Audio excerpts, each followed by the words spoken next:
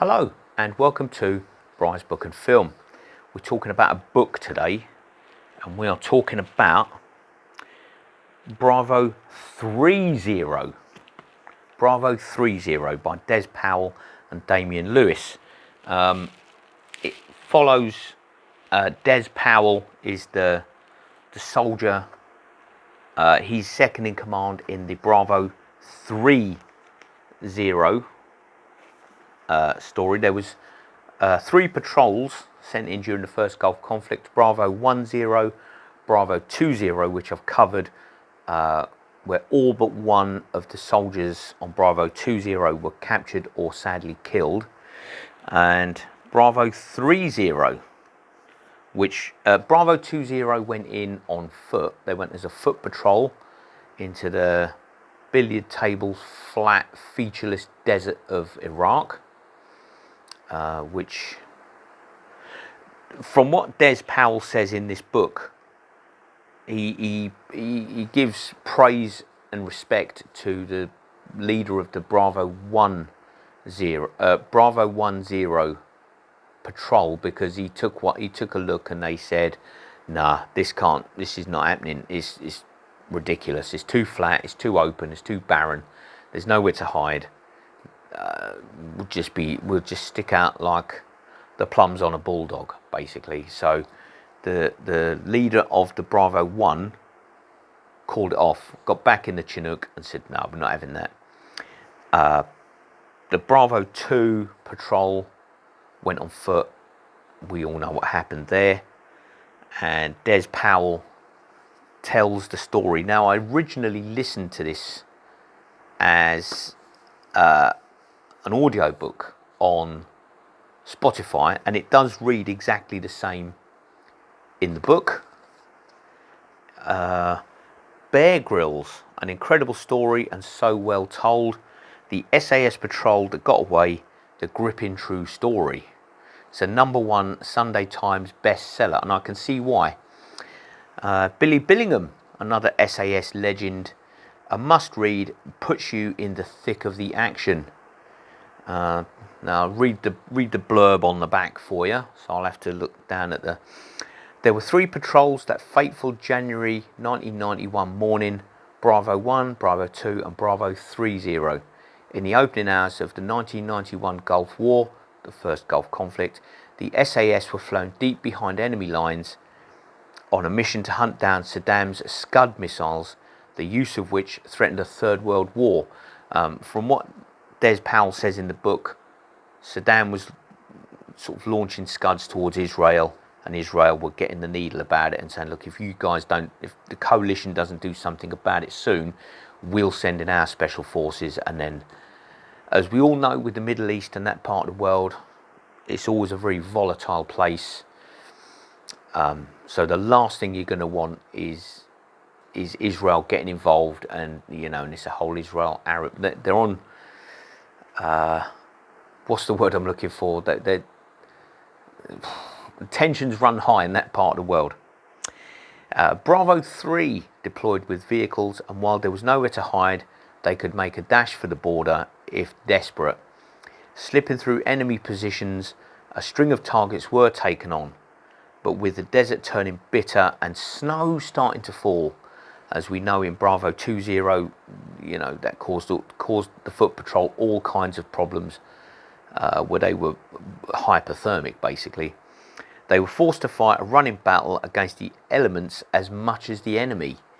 So they was borderline hypothermic, sort of getting frostnip on their fingers, and really suffering with the cold, because, as we know, the British Army, the British military, is extremely well funded and extremely well organised, and they had all the kit that they could possibly require. Oh, yeah, no, I mean not that. I mean the opposite of that. The achievements of this highly decorated patrol are the stuff of elite forces legend. Now, for the first time, SAS veteran Des Powell reveals their story in gritty, blow-by-blow detail. Written with acclaimed military author Damien Lewis, this is a tale of edge-of-the-seat daring deep inside enemy lands. Brutal, savage, unrelenting, prepare to be blown away in a tale that proves utterly the SAS motto, who dares wins. But as well as who dares wins, in the book, Des Powell just does say, as much as it is who dares wins, a lot of it is hearts and minds. They do have to win hearts and minds. That's a big part of their job, winning hearts and minds, because a lot of what the SAS do, according to Des Powell, can't be done unless they win the hearts and minds of the local populace. So they're sent in to neutralise Scud to prevent Israel being dragged into the first Gulf conflict. They do achieve that. They don't necessarily achieve their initial aims, but their efforts are enough to prevent Israel from steaming in, because that's what nobody wants. Nobody wants that at all. They are punished by the weather, the snow in the Iraqi desert. They're punished. They go in on vehicles which, are utter rubbish. They take in Land Rovers, a 90 and a 110. Des calls them a pinky and a dinky. The dinky is the 90 and the pinky because of some colour thing or something. The 110 is known as the pinky. So, but they're utter rubbish. And as usual, the British military have got to go scrounging, begging, stealing, borrowing to get enough kit to do their mission. Basically, they have to go scrounging to the Americans for ammo, grenades, the basics that they need, because as usual, the British government send our troops into these battle war zones without the right kit, with no gear. Yeah, just do what you can, lads. Off you go. Yeah, there's tuppence halfpenny for you. Get the job done, no way. That's the British government for you. So Des and one of his colleagues has had to go scrounge into the American forces to get the basics that they need to get the job done, which is a good thing, because the stuff they scared up and borrowed and begged and pleaded for helped them to survive the mission. So which is all that matters really when you look at it, is the lads getting back safely in one piece with all their fingers and toes and everything, coming back from the war zone.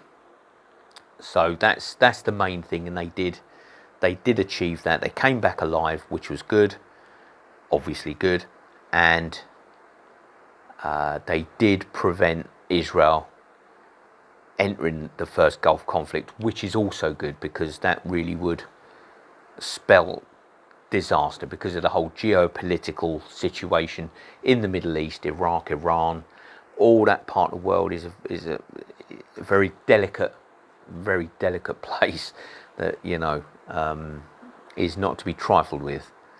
So you have to be very careful when you're dealing with that part of the world, because anything can happen, and it's not necessarily always a good outcome. So but Bravo 30, like I say, I initially listened to it on Spotify, and then I bought it and I've read it, and it reads word for word as it does on the Spotify audiobook. So if you haven't got Spotify and you just buy it, I bought it off Amazon. It was only, did I buy it off Amazon? I think I bought it off Amazon, or there's another book website that I do like to use, but I can't. World of Books, I think it's called. So you can just buy it. I'm going to give Bravo 30 by Des Powell and Damien Lewis. I'm going to give it 4 coffee cups, 4 hot coffee cups on the coffee cup scale, because the way the story's told, I mean, yes, he does admit to have in the story as well. Not only is he talking about the SAS going to Iraq to evict Saddam Hussein and his army from Kuwait, he does mix in a lot of personal stories of his own life, and talks about his wife, and how various problems he's got himself into, various spots of bother. he's got himself into over the years. Excuse me, and he mixes in a lot of personal anecdotes, which are quite interesting. So, you know, where he was from growing up, different things in his family that happened when he was a kid that helped to shape him, etc., etc. So, yeah, Bravo 30, based on a true story. Of course, there are certain aspects that Des Powell and Damien Lewis can't go into for security reasons, things that are classified, etc., and that's understandable. So a lot goes on that we can't always know about. So Bravo 30, 4 hot coffee cups.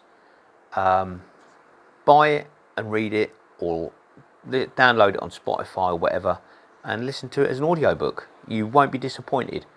Thank you very much for watching, and I'll catch you on the next one. Bye for now.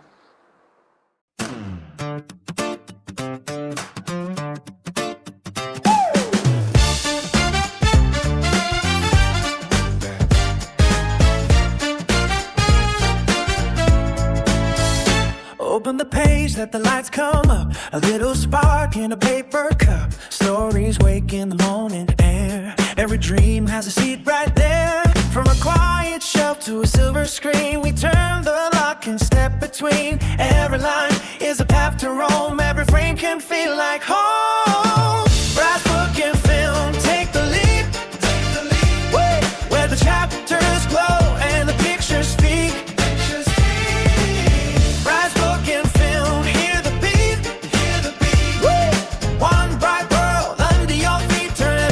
Let the wonder begin.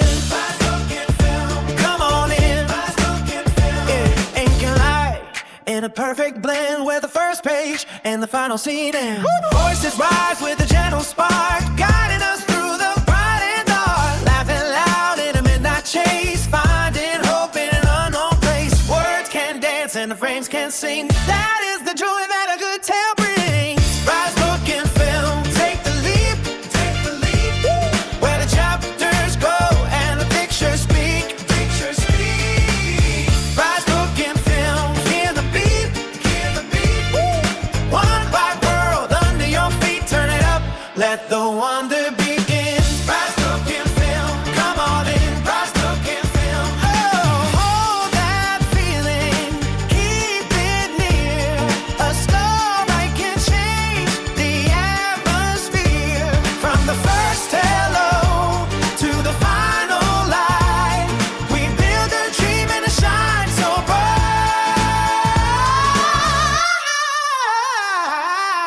Rise, book and film, take the leap. Rise, book and film, where the chapters glow and the pictures speak.